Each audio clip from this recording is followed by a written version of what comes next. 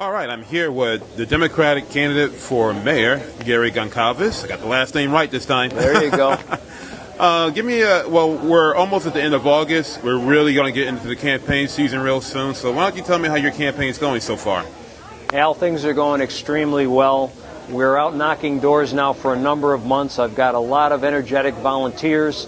And quite frankly, the response we've been getting from the general public has been very, very positive.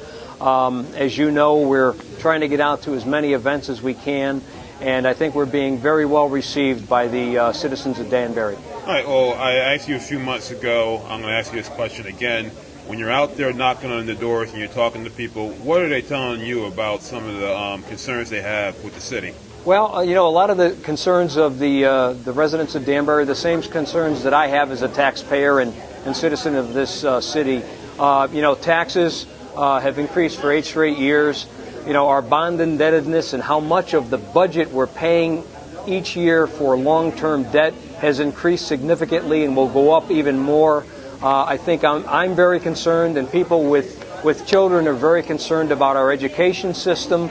Our CMT scores, crept up a little bit this year, but as people realize, we just had a very significant early retirement program within the school board, and we lost a lot of good, long-tenured educators. And one of my big things is keeping educators in the classroom, and I think we need to put local tax dollars to make that happen and keep our good educators educating our children so they can compete in this global economy. All right. Now, you talk about bond indebtedness, and I recall that maybe a year ago this mayor put forth a series of bonds that equal $2.5 million without it going to the voters.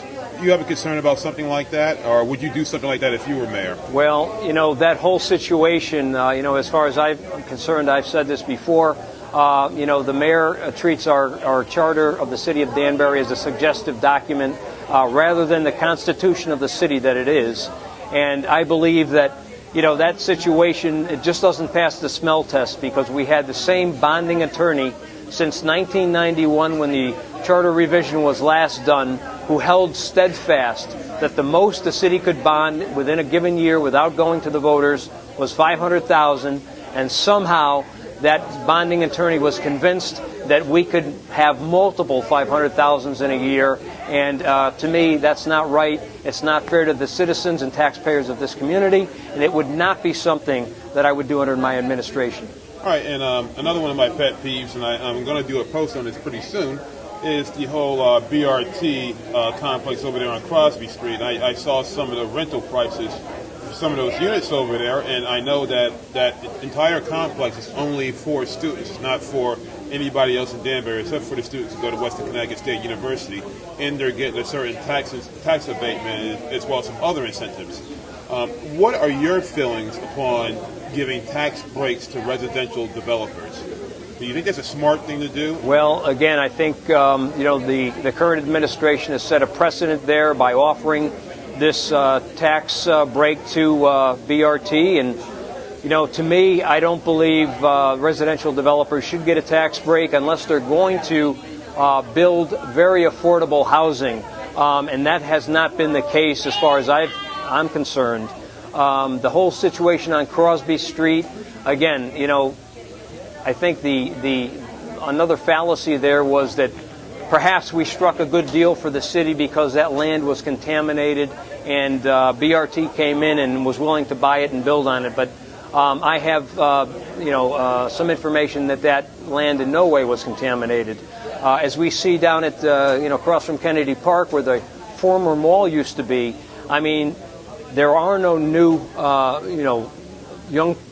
housing for young professionals building there. The only thing that's building there right now is weeds and contamination, and that's why the site is roped off with fencing. But, the mayor offered these concessions to this developer. As far as I'm concerned, he has not followed through on it. He has reneged on what he was supposed to have done. I don't care about the economy being bad. He made a commitment. He should stick by it because the rest of us have to pay our taxes, and we're not getting any, breaks ourselves. So, all right. A few more things. I went to the Republican Town Committee caucus, and I seen some comments from the mayor. He's getting a little, I would say, a little defensive about some of the things you've been asserting.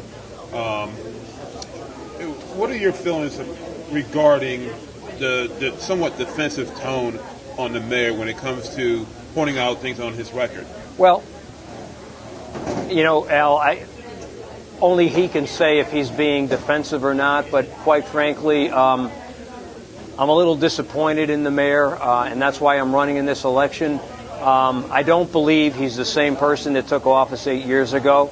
That person I thought was for Danbury, for this community, and I believed in his slogan of people over politics.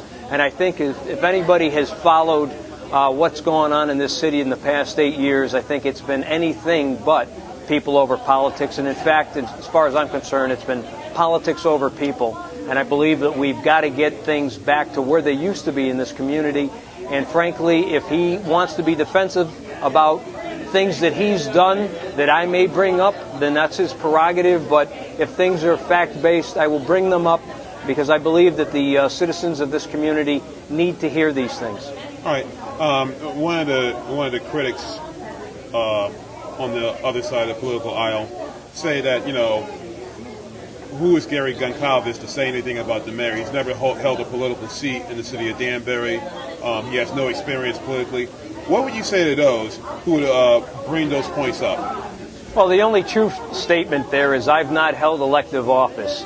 But through my association of 35 years in the business field, 30 years with a major U.S. company, the last 8 as a vice president, full vice president of finance. I'm the president of the board of directors of a nonprofit in the area. I've served on multiple boards of directors. I know how to run things. I know how to get things done. I'm an excellent manager.